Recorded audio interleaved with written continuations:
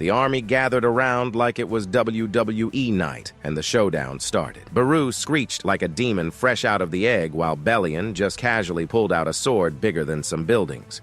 My glorious king watched quietly and said, Belian used a sword like Igris, but also had the capability to bench press mountains. He figured Beru might stand a chance, since Belian probably relied more on strength than speed. That hope died real fast. Belian's sword turned into a whip and went full Beyblade. He hit Beru from every direction and locked him up midair like it was nothing. Mr. Aura Farmer was impressed and low-key worried. He wondered if it was already over. Belian's reflexes were insane, and every swing of his could break the ground. But he didn't count Baru out yet. Bugs don't die easily. They get stomped and still come back swinging. The story then slid over to China. Beijing airport was loud with reporters going nuts over Liu Jiang and his squad returning from Korea. The media hyped them as national heroes. Some journalist with too much confidence stepped up and asked Liu why he even helped Korea in the first place. Liu looked like he was about to slap someone with a passport. He said anyone questioning it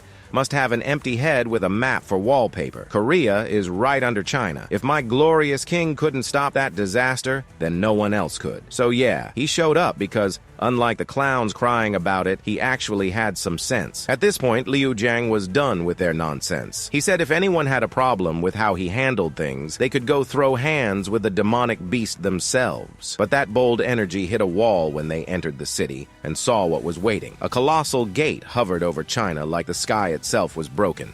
Liu stared at it and muttered there was no way. Meanwhile, somewhere far off, the monarch of Transfiguration, Yogamont, was busy tattling to Dragon Daddy about how the Shadow Monarch had already erased 3 of their kind. But Dragon Daddy didn't flinch. He told Yogamont to stay out of it and said he'd handle the Shadow Monarch personally. Then a huge dragon claw slid into view, and the sky filled with dragons. The command was simple: get ready for war.